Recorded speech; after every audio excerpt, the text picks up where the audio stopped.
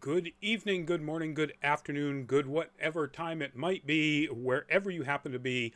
Welcome once again to Nerd Week Live, the show that we, the folks at Nerd Caliber, bring to you talking about nerd news that has dropped here into the nerd news headquarters of Nerd Caliber, aka my apartment, over the course of the last week, since the last show last Tuesday. I'm Rodney Brown. I'm the editor-in-chief of Nerd Caliber. On the Zuck book, I am a first-person shooter as a cosplay photographer, and yay, now 2 cons where I got to be a cosplay photographer in the last 3 weeks, as opposed to none in the 18 months prior to that. So, yay, go to nerdcaliber.com and check out the galleries from Fan Expo Boston and from Granite State Comic Con. And on Twitter, I'm Burley_Adopter as a tech journalist when, that stuff, freelance work for that stuff, actually happens. So I'm solo tonight, and it's a pretty slow week, folks. There wasn't really a ton of stuff that dropped in the news. So, chances are we're going to be blasting right through this pretty quickly, and we'll get you back to watching Squid Game or whatever else it is that you're currently doing. So having said that, I'm going to jump right into our very first topic. And it was like the stealthiest trailer drop with about kind of the stealthiest product that Hulu has done in a long time. That is a screen grab from the upcoming animated series on Hulu, Hitmonkey, based on the Marvel Comics character Hitmonkey. And it's weird, folks. I gotta say, so this apparently came out, the comic, or the character, came out in the Marvel Unlimited, Marvel's digital release platform, as a one-shot, then ultimately, well, actually just a week later, became a one-shot printed comic. And then appeared as a character in a 3-story arc in Deadpool, and has shown up in a bunch of other things. Apparently that was enough to make Hitmonkey enticing enough to give it its own Hulu series. This was part of that original deal that was supposed to also bring us Howard the Duck, MODOK, which we did get, and they were all supposed to come together. There was a couple of other characters, too. They were all supposed to come together in a group called the Offenders. All of those went by the wayside except MODOK, and now apparently Hitmonkey, because there's a trailer. It looks interesting. So the premise is Hitmonkey is a Japanese snow monkey, a hitman who has a job, a Western hitman voiced by Jason Sudeikis, has a job to assassinate somebody in Japan, and that goes wrong. His ghost winds up in the hot springs waters where the troop of Japanese snow monkeys lives. One of them can see him and pays very close attention to him, although doesn't seem to particularly care for him. And ultimately, it turns out that this monkey learns how to be an assassin from the ghost of the assassin, and blah, blah, blah. Jason Sudeikis, Olivia Munn, George Takei, an amazing voice cast. If you look at the trailer, the animation has a kind of an Archer feel to it. Not quite that same heavy line work, but similar. But a very similar sort of animation style. This isn't super fluid, a Sakuga-filled combat animation by any stretch of the imagination. It's not quite motion comics. It's sort of that Archer in between feel to it. I have no idea what this is even going to be like. We don't have to wait terribly long. This is coming up in November 17th. It'll hit Hulu. So, we'll get to see it and, make our own decisions about it. Check out the trailer. It's kind of odd. Jason Sudeikis is hilarious, and I'm not sure that this trailer gives him the opportunity to be, funny. He certainly doesn't come across as the funny kind of guy that you usually associate, with somebody like Jason Sudeikis. but we'll have to see. I'm interested in seeing it, but the trailer does not do it any real justice. November 17th, Hulu. So the next thing that we have up on our docket is, actually two things that are sort of the same news release. DC Comics has announced that 4 new upcoming titles. The first one of which looks really awesome. It is called Batgirls, and it is a series that is based around Stephanie Brown and Cassandra Cain, 2 of the women to carry that title, Batgirl. 2 of my favorite Batgirls. I mean, not casting any dispersions on Barbara Gordon, and particularly the Batgirl of Burnside version of Batgirl. Obviously, the classic, but Stephanie Brown is kind of a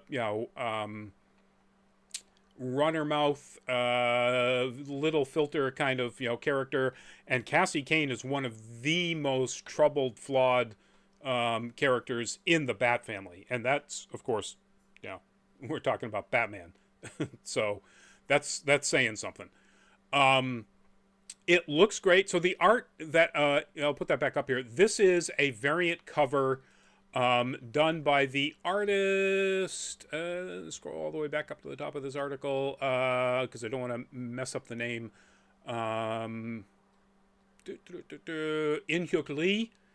The comic is written by Betty Cloonan and Michael Conrad, and the art, the interior art, and the regular covers, the non-variant covers, are by Jorge Corona. It's a very sort of cartoony looking style, which I'm not terribly crazy about, but I'm more interested in the stories, particularly Becky Cloonan. So that I'm looking forward to. Let's see, that drops on January 11th of this coming year. Also announced in there is, this is, I'm assuming, a cover image from World of Krypton, the sort of reboot of World of Krypton. And this, unlike previous versions which looked at Krypton at various points in its past, including fairly far in its past, this is essentially a retelling of the moment when Jor-El discovers... I'm about to sneeze, excuse me. Pardon me. The moment when Jor-El discovers that things are, going to go terribly, terribly wrong for the planet. And then his story from that point on. So it looks really interesting. The interior artwork is very... almost Art Nouveau. Well, you can kind of get a little bit of it from the, filigree work around here, but it's very sort of Art Nouveau, very 80s indie comics, heavy. It's a black and white with heavy black work and zip tone, shading and so on. Really very interesting artwork. The other 2 titles in here I did not grab images from, but also very interesting, particularly Swamp Thing Green Hell is a post-apocalypse story about Swamp Thing written by Jeff Lemire, who wrote Sweet Tooth, which was adapted into a really good live-action series recently. So Swamp Thing Green Hell tells a story of the very last remnants of humanity cling to a mountaintop island in a world that is completely flooded otherwise. And what the parliaments of the Green, the Red, and the Rot all think it's time to just get rid of humanity, but humanity apparently knows it has a sort of a secret weapon defender. You can kind of figure out who that is by the title of the book. Interesting. It's a 3-part. It's a short series, a 3-parter. So it'll be a very cool story. Written by Jeff Lemire, art and cover by Doug Mankey. So yeah, that looks really cool. And this one's One Star Squadron. The subtitle, Superman Level Service at Bizarro Prices. So it's a story of a team that of superheroes that sort of get together who don't have the backing of, the JLA or, billionaire Bruce Wayne or whatever. And it's led by Red Tornado with Power Girl, Gangbuster, Minuteman, and a few other people who I don't recognize. I mean, these look like pretty B or C tier superheroes, other than Power Girl and Red Tornado. And the idea is that they are superheroes for hire, essentially. Their headquarters is apparently called Heroes for You, Heroes with a Z, and for and then you. It sounds hilarious. I love these sort of offbeat titles, and just the idea of One Star Squadron that comes out December 7th, so we can get that like just the end of this year. Going back, Green Hell, Swamp Thing Green Hell is December 28th. And World of Krypton is December 7th. So if you're at all into these, check them out. I'm definitely going to check out One Star Squadron and Batgirls at least, and probably World of Krypton. Might wait for the collection of the 3 issues in one for Swamp Thing Green Hell, even though it sounds pretty interesting. So we have a movie adaptation, or I'm sorry, a series adaptation coming up of... I'll be honest, I've never even heard of this, but apparently it's an award-winning young adult science fiction series which starts with the book Sal and Gabby Break the Universe. So Disney-branded TV and a production company called Unbelievable, with the EVA part of Unbelievable in all caps, because it's a production company owned by Ava Longoria and Ben Spector. The book is by somebody named Carlos Hernandez. The story centers around Sal Vidon. He's a teen who discovers he's got the ability to reach into time and space to retrieve things from other universes, which came about as a result of he was meddling with his father's scientific experiments. He enlists the help of his friend Gabby to set off on a quest to find and bring back his deceased mother, only to learn that, tampering with the universe and time and space in that ways can cause problems. So it's essentially Flashpoint, or a major plot point, spoiler alert for a series that ended 8 years ago, of the series Fringe, but in a young adult novel version. And the live action series, which has just been announced, so it hasn't been cast, no idea when it's going to happen or where on Disney branded stuff it's going to land. Disney branded television means it could go anywhere. They are producing it. It's probably going to land on a Disney product, but that could be Hulu. That could be Disney Junior, depending on where they skew this, for what age audience. So if you're familiar with it, definitely check it out. If you're not, I'm going to check it out because it sounds pretty interesting. I like these sort of stories. Flashpoint was amazing. I love the series Fringe, particularly when it dealt with, the sort of alternate universe stuff. So, we'll see. And pardon me. I'm sorry, folks. My allergies have kicked up in the last day. So, this is what even after allergy medicine, this is what we're getting. So, Wheel of Time hasn't even hit yet. It'll hit in November.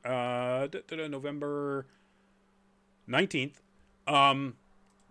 Season 2 has already been approved and is filming right now already. And in Season 2, we're going to see a major cast change. So one of the characters, one of the 5 kids or young people coming out of the town of Twin Rivers, or Two Rivers, not Twin Rivers, Two Rivers, is Matt Cawthon, whatever. In Season 1, he's played by the gentleman on the right. That is Barney Harris. In Season 2, he will be played by the gentleman on the left, and that is Donald Finn. Apparently from The Witcher. I don't remember who he was or what he was in The Witcher, but that's what the credits here say. And the report in Deadlines, they have absolutely no idea why this cast change happened. The production company, Amazon, isn't talking about it, or hasn't at this point anyway, put out any kind of a release. So, hopefully it wasn't anything that Harris did. Maybe it was something, in Harris's life that, if it's bad, let's hope it becomes better. But, we'll have to see why this pretty massive cast change.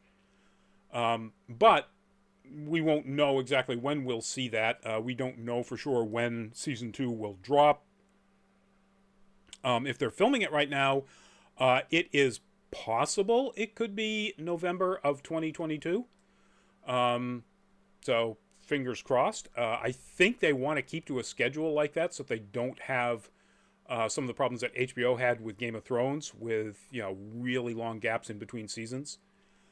But who knows? We'll have to see once they actually start rolling multiple seasons of this out. Speaking of casting, Anthony Mackie, there of course as Falcon from Falcon and the Winter Soldier, has landed a role in a series, which is kind of interesting since it's guaranteed he will be also playing Captain America in the next Captain America movie. Being made by Sony Pictures Television and PlayStation Productions, which is a live-action adaptation of the video game Twisted Metal. So Anthony Mackie is going to play John Doe, which will be the lead character in this series. It's a half-hour live-action TV series.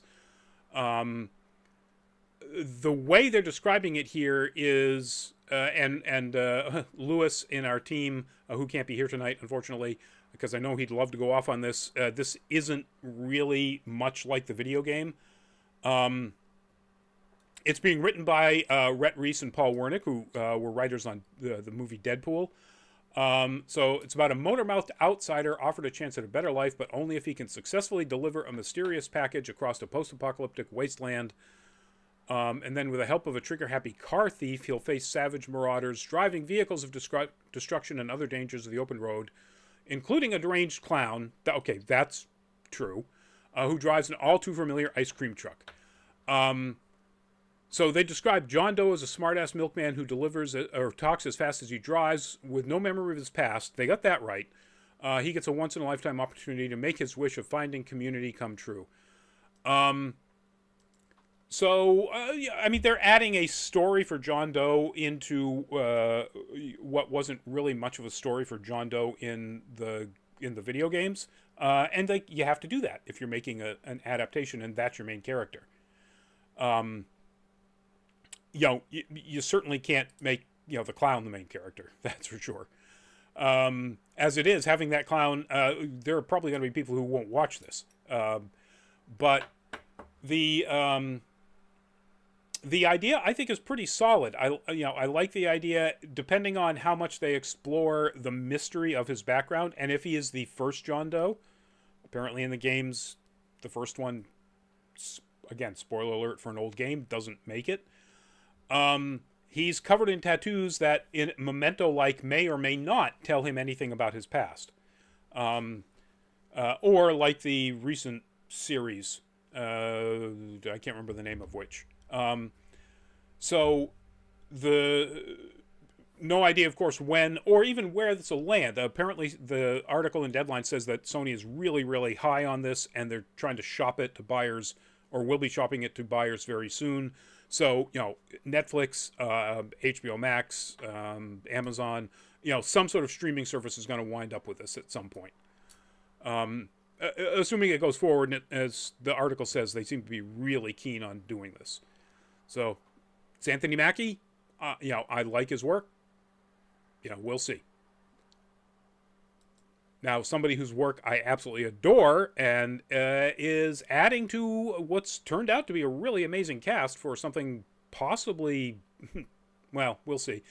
That is, of course, Gwendolyn Christie as the amazing Brienne of Tarth from Game of Thrones. The news is that she has been cast as Larissa Weems, the principal of Nevermore Academy, at which Wednesday Addams is a student in the upcoming live-action series Wednesday from Tim Burton, going on Netflix. So Jenna Ortega plays Wednesday Addams, and Christie's character, Principal Weems, has apparently an axe to grind against her former classmate from the same academy, Morticia Addams, who's going to be played by Catherine Zeta-Jones, we talked about a few weeks ago, with Luis Guzman as Gomez, which is, I think, the best casting that's ever happened in any Addams anything. No disrespect to Raul Julia, who's brilliant, or even all the way back to Fred Aston. But I love that. So the other members of the cast include Thora Birch, Ricky Lindholm, Naomi Ogawa, Musa Mustafa, and just a whole bunch of people. I love the cast. I love what they're doing with this. Tim Burton, Tim Burton's been shooting blanks for years. And we'll have to see just how Tim Burton this is going to be. If it's going to be Tim Burton pokes fun at, CW coming of age stories like, Riverdale, that could be fun. If it's going to be Tim Burton weirdness without, any sort of fun to it, yeah. It's Tim Burton without Johnny Depp, so, it could be good.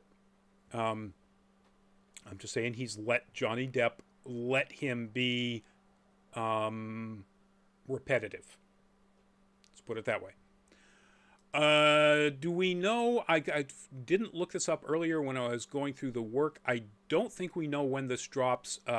Once again, it being Netflix. Netflix doesn't usually give you too much information about that.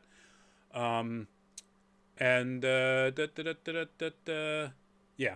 Oh, we also, I do remember this. We've talked about this before. It is being, the executive producers are Guff and Miller, who were the showrunners on Smallville. So, really weird combo here, folks. This is your, this is your ham and pineapple pizza of a show. So, a couple of trailers. The first one, the newest Tom Hanks movie, Finch. Trailer dropped for that. It's going to be on Apple TV Plus, which is, we still don't have a subscription to that. I guess we'll pick one up soon because Foundation drops, and we really want to talk about Foundation, but it's Apple TV. But anyway, the trailer, as you can see here, it's a science fiction series. Tom Hanks plays this robotics engineer, Finch, who is one of the last people left alive after a massive solar flare struck the other side of the planet from North America, which essentially wiped out everybody on that side. But the heat and the blast and the effects of that, superheated atmosphere rushing around the planet pretty much destroyed life everywhere. So this is a dust-filled, hot, wasteland. Finch has a pet dog, Goodyear, and he makes a robot, which you can see in the image here, which is apparently an AI, again, more like a Star Wars android kind of emotional being than just a robot, that gives itself a name, Jeff. And he makes it because he knows he's not going to be around forever, and he wants this to be the dog's companion. So it is just as sappy as that sounds. It's also Tom Hanks, so it's wonderful sounding and looking. The special effects look awesome. I'll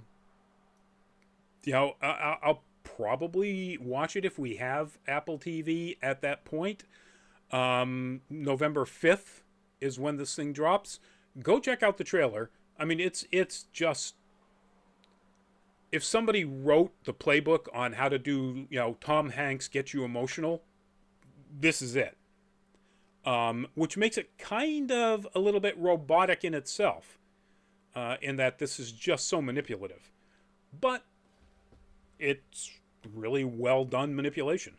It'll make you feels.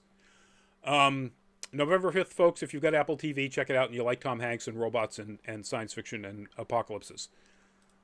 Our last trailer that we're going to be talking about, this is an image from Nightmare Alley, the Guillermo del Toro movie coming up that is a reboot of a 1947 film noir classic by the same name, with apparently the same plot and everything else, based on a 1946 novel by somebody, William Lindsay Gresham.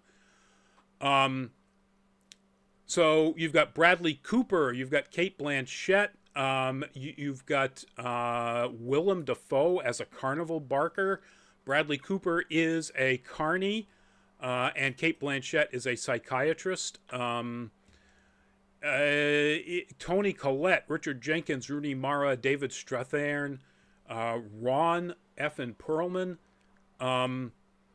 It is horror noir or thriller noir, maybe a monster story. It seems to be. So the first thing you hear in the trailer is Willem Dafoe's voiceover. I am prepared to offer you folks one last chance to witness this supreme oddity. Is it a beast or is it a man? And the implication of the trailer is pretty strongly that, Bradley Cooper might be this thing, either in a human form or a Jekyll Hyde or who knows.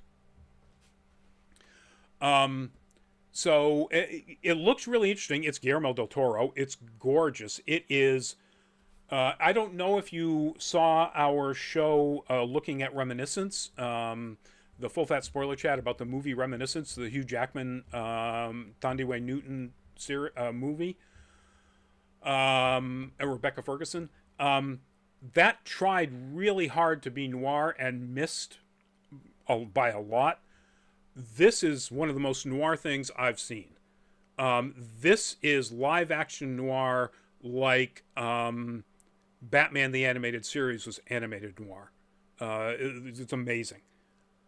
Does that mean it's going to be good? Well, the cast is fantastic. It's Guillermo del Toro. He hardly shoots blanks. So yeah, I'm definitely looking forward to this. December 17th, in theaters from Searchlight, so ultimately a Disney product, so probably just theaters, until the 30 or 45 day exclusion period that they agreed to recently is done. If you didn't see that, that was last week's show. Disney has announced that all of its movies coming out between, for the rest of the year will be theater only, and that includes Eternals, which is a change from their original policy, for at least 30 days or 45. Luminous. Hello all, not many movies with carnies these days. Welcome to the show, Luminous, and good point. Yeah, well, it's a film noir, and so it really looks like it's set in the 40s. There's just not that many carnies rolling around these days. Or carnivals, I should say. So not much of a need for carnies. It looks really cool. Check it out, folks. I think it's going to be an amazing movie, but, who knows? And fingers crossed that things will be good enough from a health standpoint and a safety standpoint that I'm fine with going to theaters on December 17th. But if not, I'll let you know what I think about it, on January 17th or February 2nd or 3rd or whatever that is. So, our last topic tonight, and we just added this last minute. It dropped just a few hours ago. That is actually Nightmare Alley. Let's get the right thing. That is a screen grab from the game Detroit Become Human. The news is about the developers of Detroit Become Human, the French studio Quantic Dream, and the results of its connected pair of lawsuits. It's kind of weird to describe it that way, but I have to. Libel suits against the French newspaper, or I guess media outlet. They're like everything like all newspapers are now, Le Monde, and its reporting partner, another outlet, French media outlet, Mediapart. Obviously not pronounced the way they would in France. In 2018, Quantic Dream sued these two outlets over their news coverage of allegations of sexism, homophobia, inappropriate behavior at the studio. Since there was a collaborative reporting effort between the two entities, it sued both of them, but they're a connected suit. So they were both heard by the same judge. And the judge ruled in favor of Quantic against Le Monde, saying that Le Monde failed to prove its claims, and against Quantic in favor of Mediapart, saying that Mediapart's reporting was fair and what's the word? What's the term here? Anyway, that it was in good faith, fair and in good faith reporting. That seems really contradictory until, as this article points out, the reason apparently, or one of the reasons anyway, that Le Monde lost was that it refused to give up any of its confidential sources for these allegations. So, given that it was unable to prove the truth or otherwise of the allegations, or even that it had heard them, so it lost. As a journalist, keeping sources protected is job one. If you don't protect your sources, you will no longer have sources to provide you with information to go after people who do bad things. Allegedly in the case of Quantic Dream. Now, where a judge has said almost identical reporting on the part of one partner was in good faith, and therefore Quantic loses its libel lawsuit, and the other partner is ruled against, but it's because it won't turn over the sources of its information. That sounds like Quantic was doing what it's alleged to have done. Greg Snyder, evening. Sorry I couldn't join the show tonight. Hey, stuff happens, man. And come on, this is France. In a world in which Ubisoft exists, can you really, or in a world in the United States where Blizzard exists or Riot Games exists, can you really think that this is not, in fact, accurate allegations?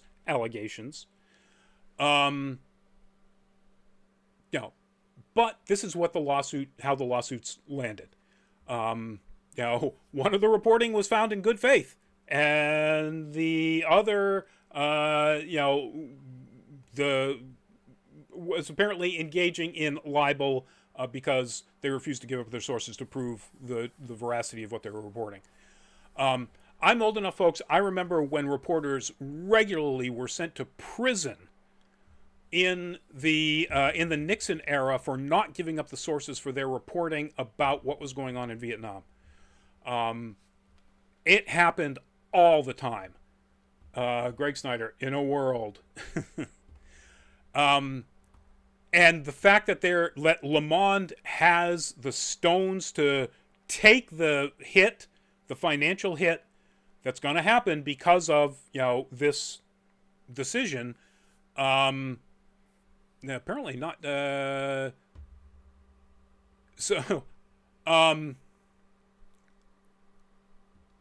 trying to think if there's, I guess they haven't come up with a finding of how much damages yet. This literally was announced today.